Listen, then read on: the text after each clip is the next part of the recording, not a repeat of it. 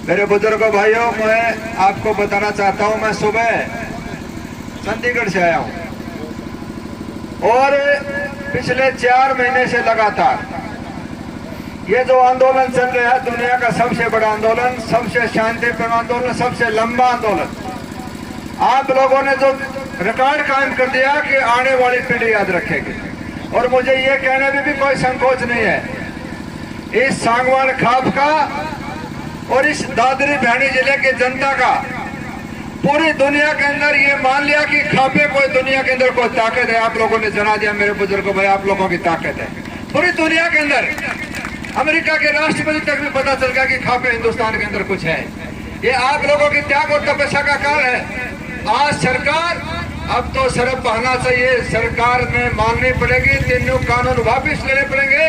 दुनिया का सबसे बड़ा जो आंदोलन है, 85% जो किसानी जो अपना सेल्फ इंडिपेंडेंट कॉन्फिडेंस के साथ अपने बच्चों को पाले, लेकिन दुर्भाग्य देश का, ये जो भाई ने भी बता रहे थे, व्यापारी, कर्मचारी, रिलायंस, बैंक वाले सब, ये तो आप ऐसे भाग्यशाली हैं जो आप लोगों ने मौका मिल गया, जिसके बदौलत से इस देश को बचाने के अंदर सबसे ज्यादा योगदान आप लोगों ने किया, किसान भाइयों ने किया, जो आज तक किसी ने भी नहीं किया।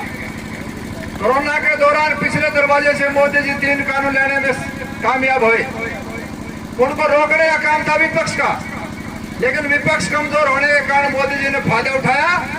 उस लोकतंत्र को खत्म करने का काम सरकार ने किया और उस लोकतंत्र को बचाने का काम किसान भाइयों ने, 36 बिरादरी के भाइयों ने किया।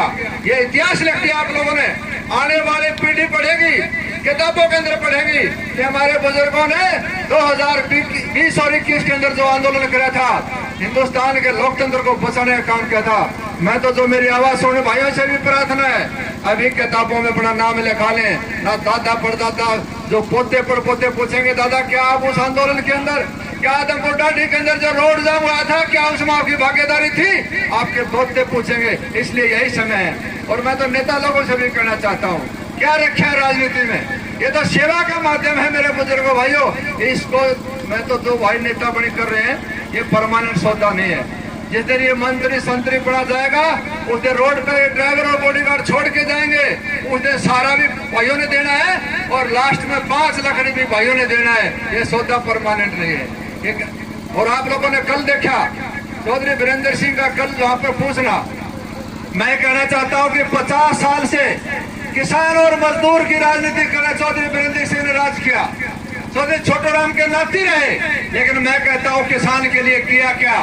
उसको वहां कराने की जरूरत क्या थी? उसने पार्लियामेंट में, उसका लड़का MP है, वहां विरोध करना चाहिए था, जिस प्रकार विधानसभा के अंदर हमने किया। वहां सरकार के खिलाफ वोट डालना चाहिए था कि जहां भाइयों की नाड़ करती हो, जहां किसानों पर जुल्म होता हो, वो समाज, वो सरकार के में हिस्सा नहीं ले सकता। इसी प्रकार भाई वीरेंद्र सिंह के लड़के ने वहां करना चाहिए था। बस साबला में जाने की कोई जरूरत नहीं थी। लेकिन मेरे बुजुर्गों भाइयों, ये जो नेता लोग हैं, इस समाज को बांटने के जब वक्त आता है, जाति पाति का जहर घोलते हैं। इसलिए मेरे भाइयों से एक प्रार्थना है, आज से प्रेरणा ले लो, कसम खा लो कि हम 36 बिरादरी के सब भाई, कोई छोटा बड़ा नहीं है। अपने घर में मिठाई बनती है तो देखो पड़ोसी के तवा चढ़ा नहीं, उसको भी जीने का है। सबको साथ लेके एक समर्थ शक्तिशाली भारत, एक मजबूत भारत बने, उसमें हमारी भागीदारी हो। इसलिए मैंने तो हर स्टेज पे कहा है, ये सरकार चाह रही थी कि इसको जाट आंदोलन, जिस प्रकार 2016 के अंदर जाट आंदोलन को खत्म करने का काम किया, इसी प्रकार इस आंदोलन को भी खत्म करने सरकार की जो षड्यंत्र थी, मैं तो हर टोल के अंदर कहा है, हर सभा के अंदर कहा है कि ये आंदोलन बाबा भीमराव अम्बेडकर द्वारा बना हुए संविधान को मानने वाला हर हिंदुस्तानी का आंदोलन है। मेरे बुजुर्गों भाइयों, आज बच्चे बच्चे की आवाज है, लेकिन सरकार चाहती है इसको डगाना। मैं ये कहता हूँ, ये दबेगा नहीं। मैंने तो पहले भी कहा था, अब की बार आपके किसानों के साथ, इस 36 बिरादरी के साथ टक्कर पड़ी है। जब भी जरूरत पड़ी, मोदी जी ने 5-7 कानून है, उनके दिमाग में आ गई, जो तू कहता वही फाइनल है। मेरे बुजुर्गों भाइयों, समय होता है, आदमी कुछ नहीं होता। इसी देश के अंदर अंग्रेजों की तूती बोलती थी, इसी देश के अंदर मुगल बादशाह की तूती बोलती थी, इसी देश के अंदर नेहरू की तूती बोलती थी, इसी देश के अंदर इंदिरा गांधी की तूती बोलती थी। और इस समय का तकाजा था कि मोदी जी को भी देश ने दोबारा मौका दिया, इसलिए अहंकार के अंदर सिर बढ़ा हो गया। आदमी की मौत का कारण, आदमी का नीचे गिरने का कारण अहंकार और घमंड होता है। जिस प्रकार लोहे के जंग लगता है, लोहे की लागे जंग के साथ इसी प्रकार अगर लोहे का जंग नहीं लगता कभी खत्म नहीं होता। इसी प्रकार अगर आदमी के अंदर घमंड और अहंकार नहीं होता तो ये कभी खत्म नहीं हो सकता। इसलिए तीनों कानून बना के इस किसानी को खत्म करने का जो मोदी जी ने व्यापारियों के दबाव में आके इस किसान को लूटने का जो काम किया, इसलिए ये तीनों कानून इस सरकार को लेके बैठते। अगर मैं भाइयों को विश्वास और भरोसा भी दिलाना चाहता हूँ, जो 2024 का सपना है बीजेपी सरकार का, ये पूरा नहीं होगा। 100% इनको नीचा देखना पड़ेगा। और एक आप लोगों ने और देखी होगी, 4-5 दिन पहले सर्वे आई, उसके अंदर कहा कि अडानी और अंबानी की राय 4 गुना बढ़ गई। दुनिया के अंदर इस कोरोना के कारण सब बर्बाद, पूरा देश, यूरोप, अफ्रीका, ईरान, इराक, कोई भी हो, चाहे हिंदुस्तान में हो, जहां भी कोरोना का असर पड़ा, लेकिन अडानी और अंबानी की आय 4 गुना बढ़ गई। इसका कारण क्या कि सरकार ने लगातार इस देश को लूटने की छूट व्यापारियों को दे दी। इसी का कारण है कि दोनों के 4-4 गुना धन बढ़ गया और गरीब आदमी गरीब होता चला गया। इसलिए मेरे भाइयों से प्रार्थना है, इसी प्रकार डटे रहे। बहुत जल्दी सरकार को झुकने पड़ेगा, तीनों काले कानून वापस लेने पड़ेंगे। और मैं सैल्यूट करता हूँ नेतृत्व को, जो लगातार 4 महीने से बॉर्डर के ऊपर बैठे हैं। हमने इन भाइयों से बहुत कुछ सीखा है। मैं सौभाग्यशाली हूं कि मुझे 100 जन से बाहर बॉर्डर पर जाने का मौका मिला। अगर सेवा का मादा देखना हो तो सरदार भाइयों से देखो। सब भाई अपनी तरफ से लगे हुए हैं। शाहजहांपुर बॉर्डर पे मैं गया कि मुसलमान भाई जिन्होंने होटल चला रखा, दूध अपना लाके चाहते हैं। आप लोगों ने एक काम और कर दिया मेरे बुजुर्गों भाइयों, जाति पाति मजहब धर्म सरदार पटेल ने जिस प्रकार 650 रियासतों को तोड़ के किया, आप लोगों ने जाति पाति मजहब धर्म को सब चीज को खत्म करके एक किसान, एक किसानियत और एक इंसानियत बनाने का आप लोगों ने काम किया। दुनिया के अंदर इतिहास है, आने वाली पीढ़ी पढ़ेगी। इसलिए यही कबीर जी ने भी कहा है, यही बखत बेला साधो, यही समय जागने का। अगर अब हम चूके तो आने वाली पीढ़ी कोसेगी।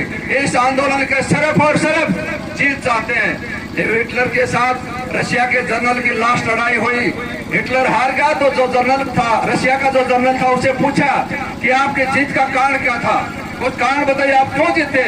उन्हें कहा जनरल साहब ने, जो रशिया का जनरल था, उसने कहा कि last moment in the war, last moment जो थी सारी ताकत मनुष्य में लगा दी। हमने सोचा कि जीत होने वाली है, इसलिए हमारे जीत और हिटलर को मेरे बुजुर्गों भाई उसने हराया। इसलिए मेरी भाइयों से प्रार्थना है, हम जमींदार आदमी है, जब लास्ट फेर बच जाता है तो ढीला छोड़ देते हैं, और उस फेर को ढीला नहीं छोड़ना, उससे भी ज्यादा मजबूती के साथ 2-4 दिन में लास्ट 6 तारीख में आपको बताना चाहता हूँ, 6 तारीख तक इस मोदी जी की सरकार ने घुटना टेकना पड़ेगा, आपके चरणों में माथा रगड़ना पड़ेगा और सरकार ने माननी पड़ेगी। 500 स्टेटों में सुपड़ा साफ हो रहा है और इसके बाद में रिजल्ट देखना, उल्टी गिनती शुरू होगी। जिस प्रकार राकेट की गिनती उल्टी शुरू होती है, 10 से नीचे तक आता है, इस सरकार का पतन होना शुरू हो गया।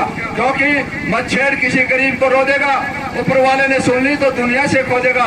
इस गरीब आदमी की 85% गरीब जनता की ये बददुआ इस सरकार को, इस बीजेपी को लेके बैठे, मैं आपको विश्वास और भरोसा देना चाहता हूँ। आप इसी प्रकार डटे रहना, अपने बच्चों के भविष्य के लिए, अपने समाज के भविष्य के लिए, छत्तीस बिरादरी के भाइयों के लिए, एक तन, एक मन, एक ही रंग, एक ही रूप, एक ही शक्ल, इंसान इंसान है, बाकी सारा सौदा झूठा है। और मैं ये भाई नेता लोगों से भी कहना चाहता हूँ, अभी वक्त है। कौन पूछता है दादरी में लोहारू चौक से लेके दादरी रोहतक चौक तक मंत्री को ठोकर लगती है, ना उठा जाने बैठा जाए, कौन पूछता है मंत्री। ये तो भाइयों की सेवा करने का मौका मिला है। योग साधना तपस्या से राजयोग बनता है और राजयोग के नशा में आदमी खोटा करता है, खोटा करके फिर वहीं चला जाता है जहाँ से चला है। ये तो सेवा है अगर किसी से करी जाए।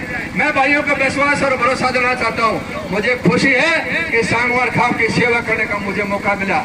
मुझे खुशी है कि उस दादा सांगू के खून से पैदा होने का मुझे मौका मिला।